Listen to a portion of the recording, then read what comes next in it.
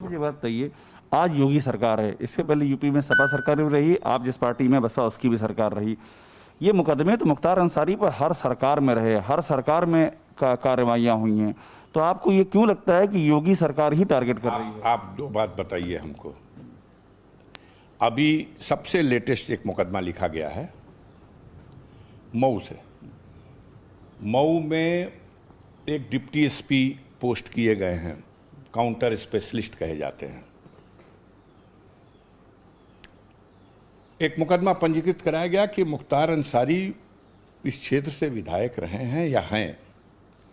इन्होंने सरवा गांव में एक स्कूल पर विधायक निधि से बजट दिया था, वहां बिल्डिंग बनी। वो सरवा गांव में जो बिल्डिंग बनी और जो स्कूल बना, वो तो जिस व्यक्तियों का स्कूल है उसमें कुछ जमीन में गड़बड़ी है, गांव समाज वगैरह की जमीन पे है। इसलिए स्कूल के प्रबंधक पर भी, स्कूल के प्रिंसिपल पर भी, और जो विधायक पैसा दिया है उस पर भी। मैं आपको बता दूं, मीडिया के लोग कुछ जानते हैं और कुछ जान के अनजान बन जाते हैं। ये विधायक निधि या सांसद निधि, कोई खाता नहीं होता विधायक और सांसद के नाम से। ये खाता होता है डिस्ट्रिक्ट मजिस्ट्रेट के नाम से।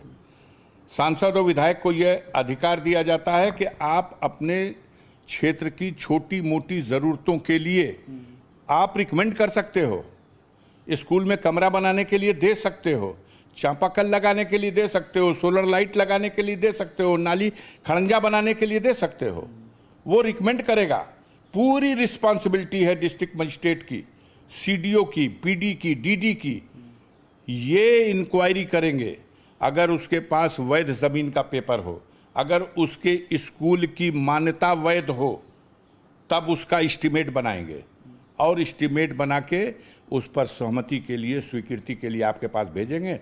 आपका प्रस्ताव है इस स्कूल को 2 लाख, इस स्कूल को 5 लाख, आप सहमति दे देंगे। डीएम चेक काटेगा। मुकदमा डीएम पे होना चाहिए, मुकदमा सीडीओ पे होना चाहिए। मुख्तार अंसारी पे कैसा मुकदमा, कैसा मुकदमा? एक मुकदमा और हुआ है मऊ में। क्यों कह रहा हूं कि क्यों बेईमानी हो रही?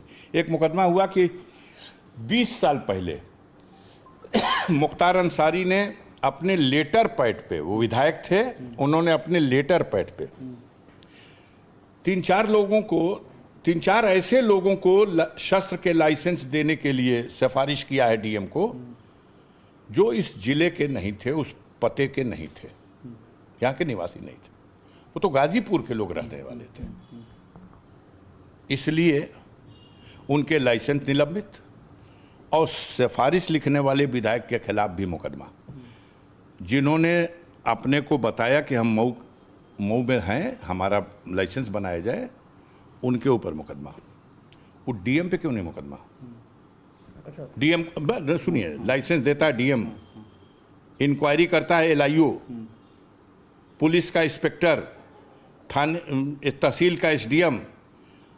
आप आज मोहम्मदाबाद में हो, दिल्ली में आपका ऑफिस है, आपका घर कहीं हरियाणा में होगा, उत्तर प्रदेश में होगा। 20 साल पहले क्या कोई व्यक्ति मऊ में नहीं रह सकता अपने कारोबार के सिलसिले से? बगल का तो कौन जिला है? मऊ में जो आदमी अपने कारोबार के सिलसिले से, नौकरी के सिलसिले से मऊ में रह रहा है, तो मऊ के पते से अगर वो लाइसेंस ले रहा है, इसमें अपराध क्या है? ये अपराध नहीं दिखाई देगा।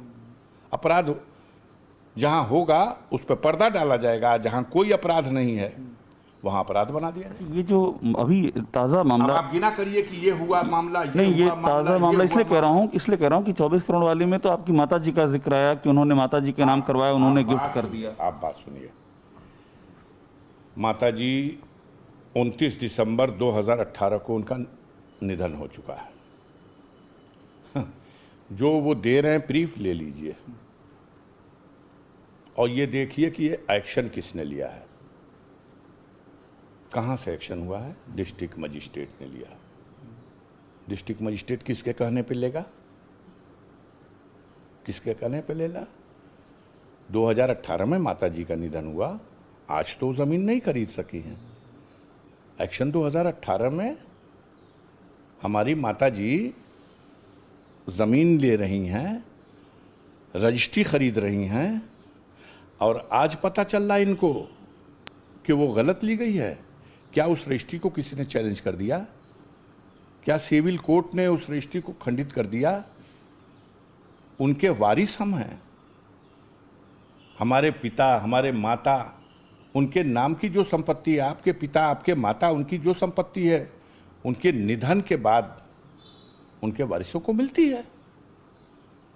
जो वारिस वो बना गई उनको मिलेगी।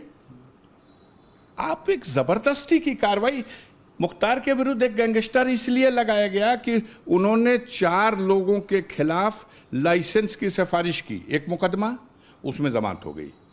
अब उस आपने लाइसेंस बनाने के लिए गलत सिफारिश की थी, इसलिए उस मुकदमे के आधार पर आप पे गैंगस्टर का भी मुकदमा।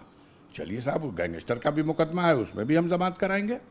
तब तक आपकी ये सारी संपत्ति भी पूर्ण, इसलिए गैंगस्टर में हमको अख्तियार है, राइट है कि हम लिख देंगे सिर्फ कि ये संपत्ति आपने अवैध ढंग से अर्जित की है। तो ये भी नहीं लिख सकते क्योंकि संपत्ति ही उनके नाम नहीं है, मुख्तार के नाम संपत्ति नहीं है। अब आप कहिए कि आप अपने माँ बाप के नाम से, बाप अपने बेटे को दे सकता है, माँ अपने बेटे को दे सकती है, यही तरीका है। बेटे की संपत्ति माँ के नाम दी जा रही है, कहाँ की उल्टी बात है? पानी हेड से टेल की तरफ जाता है, टेल से हेड पे कैसा? मेरी माँ, हम जिस परिवार से ताल्लुक रखते हैं, अब तो डीएम की कुर्सी पे हैं, हो सकता है कमाई ज्यादा हो, लेकिन हमारे स्टेटस का उनको अंदाजा नहीं है। हमारा बड़ा पुराना जमींदार परिवार रहा है। इस इलाके में 20 गांव हैं जो हमारे बाप दादा ने बिना एक लाल नया पैसा लिए बसाया है गरीबों को। हम लोग जमीन लूटने वाले नहीं हैं। मैं एक एक गांव का नाम आज बता दूंगा।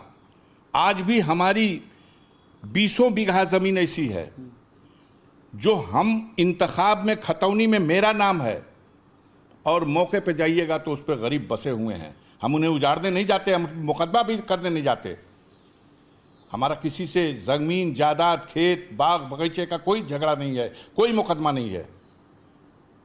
तमाम ऐसे तत्व जो पूंजीवादी विचार रखते हैं, जो सामंतवादी विचार रखते हैं, जो सांप्रदायिक सोच रखते हैं, वो नफरत करते हैं कि ये 10% आबादी वाले क्षेत्र में ये ऐसे लोग हैं जिनके पीछे तमाम गरीब, कमजोर और न्यायप्रिय लोग इकट्ठे हो जाते हैं, और बड़ी से बड़ी ताकत भी आ जाती है तो इनके सामने वो परास्त हो जाती है।